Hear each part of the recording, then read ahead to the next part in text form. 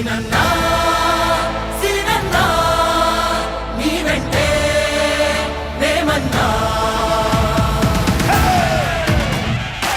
సీనన్నా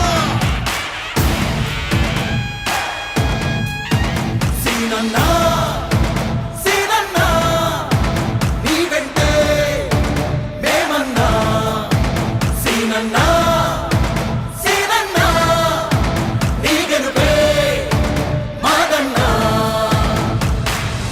పెద్దల మాట చెల్లి అన్నల మాట అవ్వ తాతల నోట అందరి మాట సీనన్నా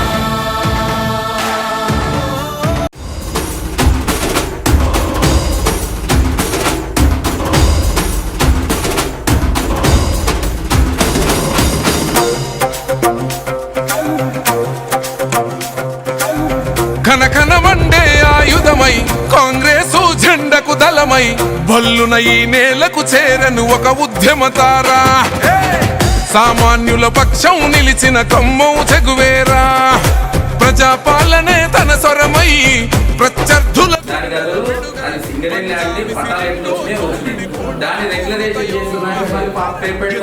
గతంలో ఈ మధ్య కాలంలో చాలా టెండర్లు ఇచ్చారు 99,000 అని ప్లస్ మళ్ళీ కొన్ని గ్రామాల్లో ఇచ్చారు మరి కొత్తగా కౌన్సిల్ సమావేశం అయిన తర్వాత కూడా కొత్త కౌన్సిల్ ఫామ్ అయిన తర్వాత మళ్ళీ టెండర్లు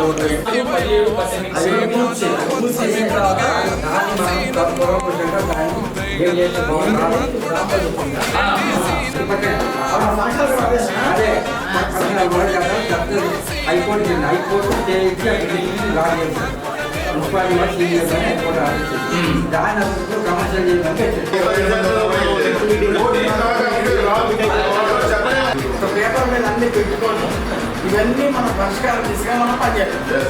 ఇది లెక్క. ఇప్పుడు ఇంత సినిమా చెప్పినాక మనం వాళ్ళకి కార్యదర్శి ప్రతి నెల ఎజెండా ఏది పెడుతున్నారు అనేది కూడా డిప్యూటీ మేయర్ గారిని మేయర్ గారిని మా దగ్గర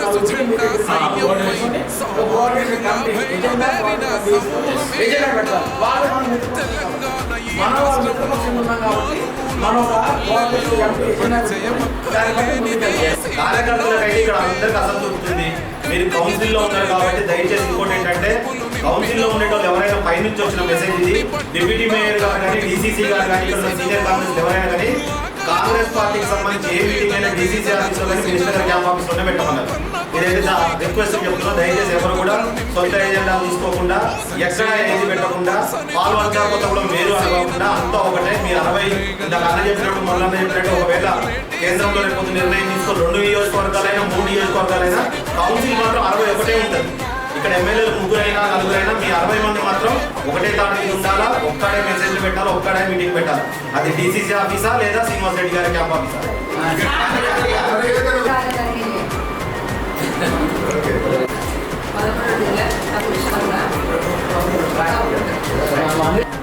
నేను ఆకునూరి సుప్రియ 15వ డివిజన్ కార్పొరేటర్.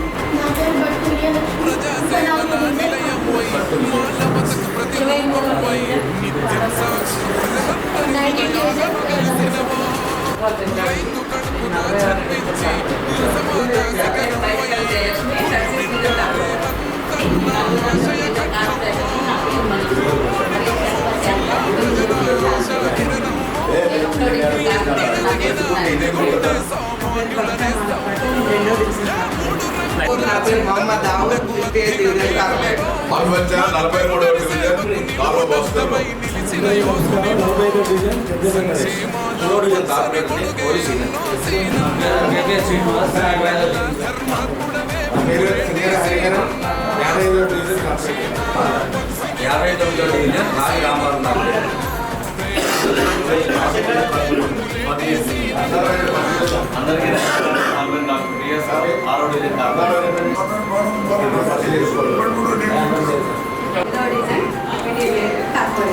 కార్పొరేషన్లో పాలసీ కానీ కుదరంలో వనరులు చాలా ఉన్నాయి. మున్సిపాలిటీ ల్యాండ్స్ ఉన్నాయి.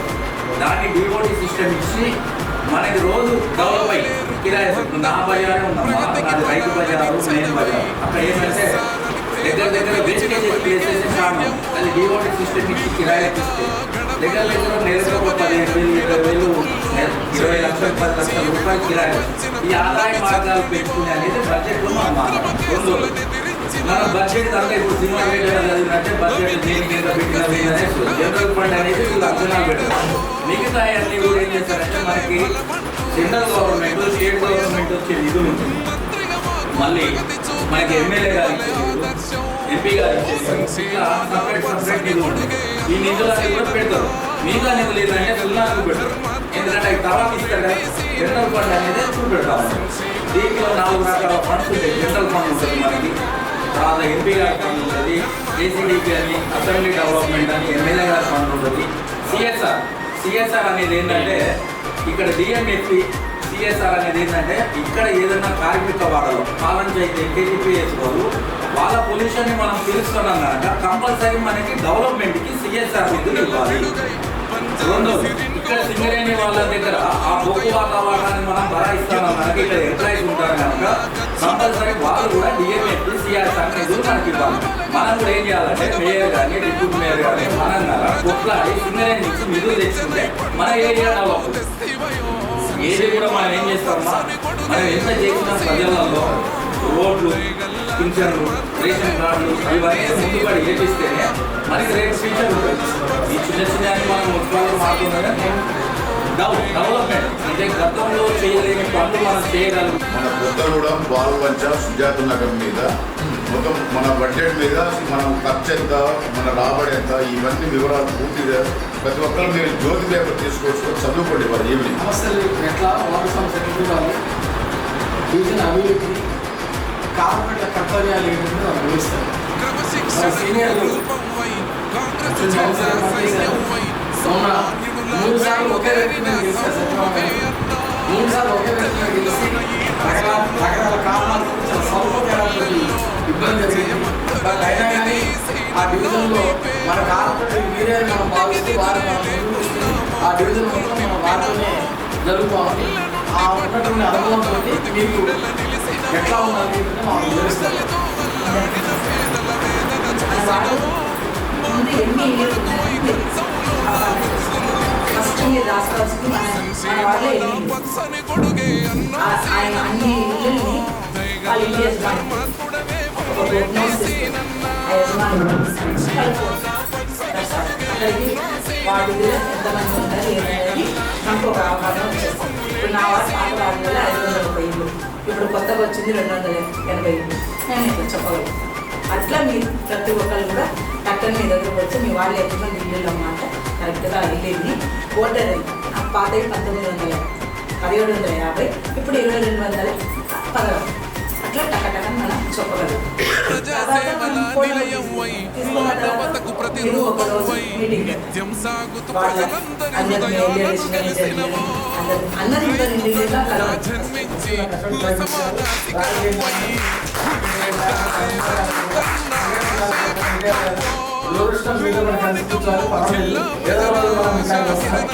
ఆ గెలుపులో నా పాత్ర పోషించడం జరిగింది.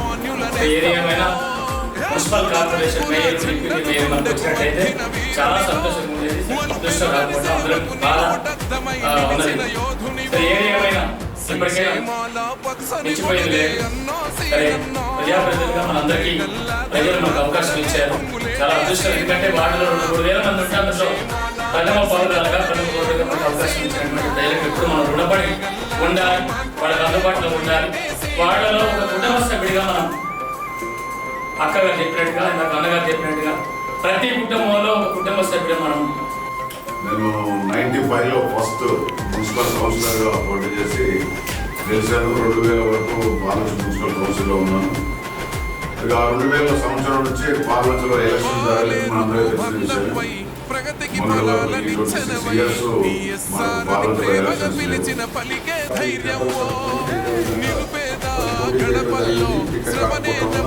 వారందరూ కూడా మన ప్రీతం నాయకులు రాష్ట్ర వ్యవసాయ శాఖ మంత్రులు నాయకత్వంలో ఆయన సమక్షంలో కాంగ్రెస్ పార్టీ కార్పొరేషన్తో పాటు వారు కూడా మేమంతా కాంగ్రెస్ పార్టీకి వెలుగనగా నిలుస్తామని మనతో పాటు ప్రయాణం చేసిన ఇండిపెండెన్స్ కార్యక్రమం మొత్తం కూడా 27 మంది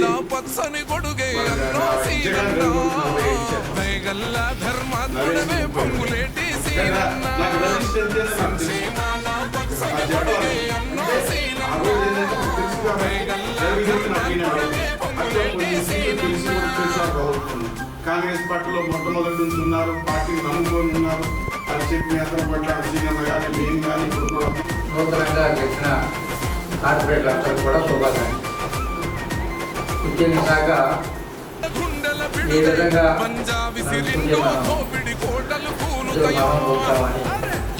సీనియర్ 4 రాజు ఉండేవాడు రాజరాబాబు గారు, కృష్ణబాబు గారు, కూడా వచ్చి మాట్లాడేటప్పుడు సపోర్ట్గా ఉన్నారు. ఈయన రాజరాబాబు గారు, బాసు గారు, సీనియర్ యొక్క వాళ్ళని నిలబెట్టి మీటింగ్ అయ్యి కూడా ఏ సమస్య అయినా చెప్పుకునేటువంటి స్వతంత్రం ఇందాక భాస్కర్ కాగో భాస్కర్ గారు అన్నట్టు నియంతృత్వం అవుతుందన్న నియంతృత్వం కాదు, ఇది ప్రజాస్వామ్యం ఉన్నటువంటి పార్టీ. కానీ ఏదన్నా సమస్య అడిగినప్పుడు మాత్రం అది వ్యక్తిగతంగా తర్వాత వింటాం కాబట్టి మీకు కూడా అనుభవం ఉంది కాబట్టి ఇక్కడ చెప్పొద్దు. క్రమశిక్షణకు రూపంవై కాంగ్రెస్ జెండా సైన్యంవై బయలుదేరిన సమూహమే అన్నా తెలంగాణ ఈ రాష్ట్రంలో లేనిది సీనన్నో కంటికి నింపినవో ప్రతి గుండెలో తెలిసినవో ఆకలితో అల్లాడిన పేదల వేదన చూసినవో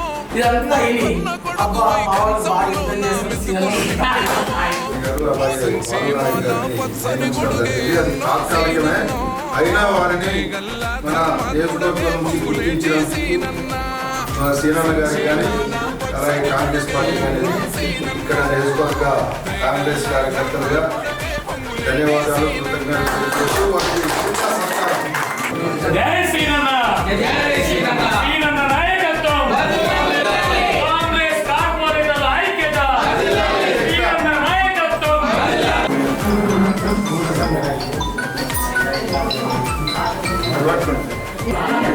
ప్రజాసేవల నిలయం వై మానవతకు ప్రతిరూపం వై సాగుతూ ప్రజలందరి హృదయాలను గెలిసిన